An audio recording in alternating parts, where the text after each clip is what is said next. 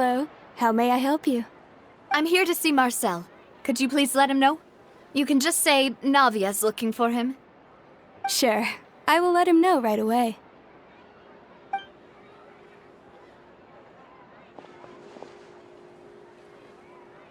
Navia, hello. Sorry to keep you waiting. I'm not as young as I used to be, so my legs are giving out a bit. Oh, it's all right, Uncle Marcel. There's no need to stress. I just wanted to talk to you briefly about what happened in the Opera House. I'm sure you saw everything too, right? Yes, I've never seen anything so strange. Oh, you were at the Opera House too? That's right. I went there with Navia to see the magic show. Who knew it would turn into a whole murder mystery? I also witnessed your marvelous sleuthing work. Quite impressive. To beat the Hydro Archon at her own game on her own turf, I can already imagine everyone in Fontaine discussing your exploits over a few glasses of wine. Oh, Paimon doesn't want to become the talk of drunkards.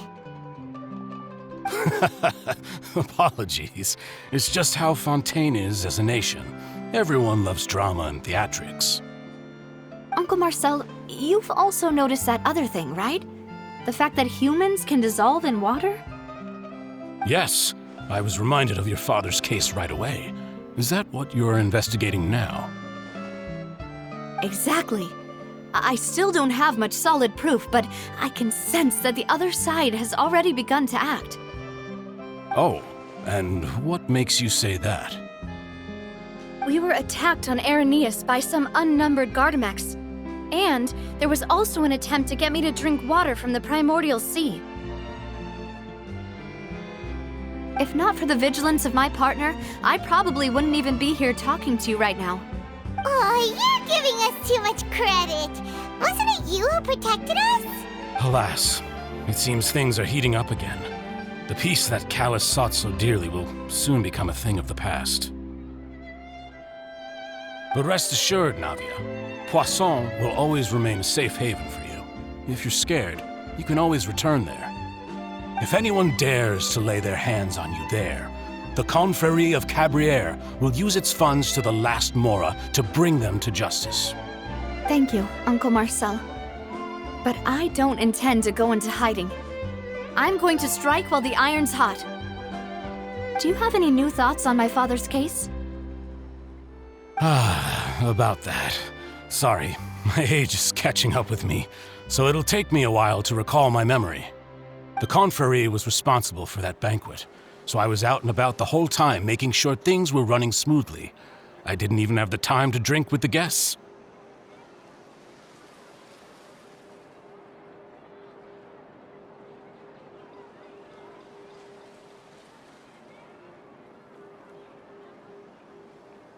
Then I heard the sound of a gunshot, and the rest was history. Oh, it's okay. No need to push yourself. We'll ask around some more, see if there are any valuable clues elsewhere. Sounds good. Just let me know if you ever need Mora. All my wealth comes from Callus's patronage and support. I'll spend however much it takes to clear his name.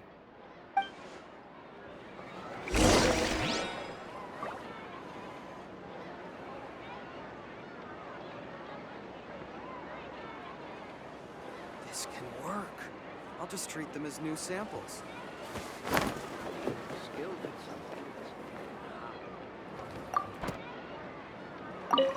Alas, why do these kinds of things happen to the kindest people?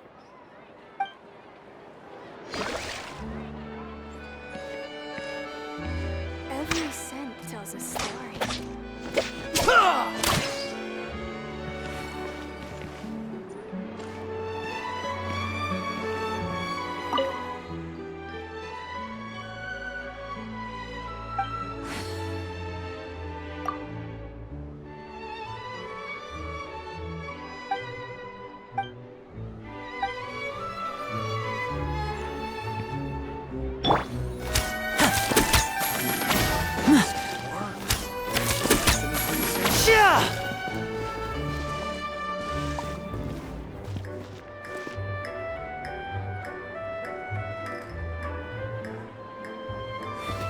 Every scent tells a story.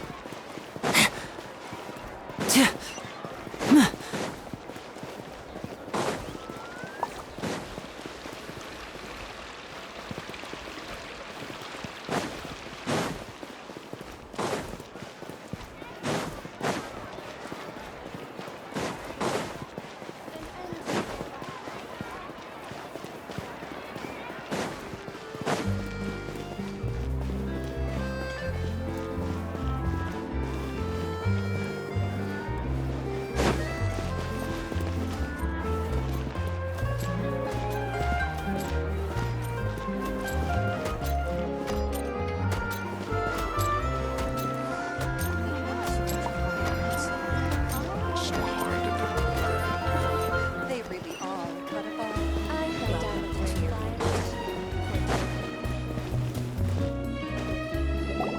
We've talked to all three suspects, purely based on their conversations with me. None of them sounded particularly suspicious. I suppose that's to be expected, though.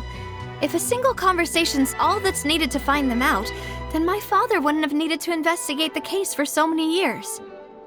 Anyway, even though we didn't make a breakthrough, let's still compile what we were able to find.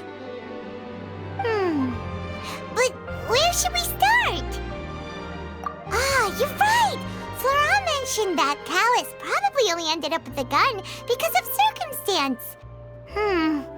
That makes sense. According to Jacques' family members, he already told them that he had been discovered and that he had no choice before he left home that day. If I had to guess, he probably received an order from the synth boss to kill my father. Had he refused, he and his family's lives would have been forfeit. So, Jacques fired the first shot? Oh? And why is that?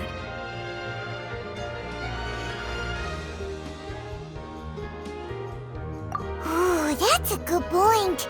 Jacques probably already knew that he was just being used as a tool for murder. And once he had completed his mission, he'd be of no more use to his boss. So, what would make more sense from his perspective would be to turn his back on the Order and seek protection from my father.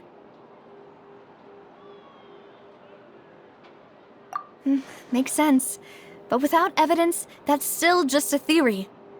Besides Jacques, the attack from the Gardamex has been bothering me quite a bit as well. It's obvious that our enemy has become more antsy after the secret of the primordial seawater was revealed. Do you think he knew, even then, that we'd follow this lead to the end? Given everything that's happened since, it's quite possible. But who among the three suspects would have the ability to control privately owned Gardamex? Florent? It is true that he was closest to my father, and thus had the best chance of learning about his dealings with Jacques. But as Spina di Rosula's advisor, his work mostly deals with personnel and security, so he shouldn't have much means when it comes to finances. So you're saying he's too broke to afford a mecha army? Exactly. He can't. And even if he could, I don't think he would be able to dispatch a whole group so quickly.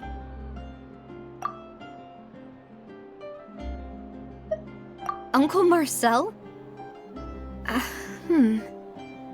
My father did really trust him. And they worked together on a large number of projects. Maybe that's how he got to know Jacques.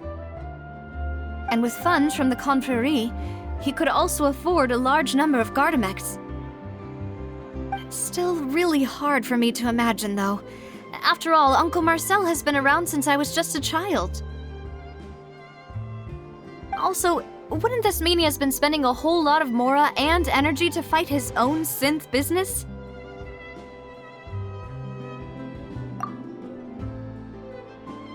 Thierry, you say? Huh. It is possible that he's figured out a way to convert the Gardamex for personal use. But I didn't feel like he was lying when he was talking to us about the mecha. I also don't think he'd be able to keep that kind of tampering under wraps. Yeah, had he actually tampered with the mecha, we'd be able to prove it with a simple check of the guard's inventory. If the mecha were taken from the guards, it should be pretty easy to find out when and how that happened. Who could it be?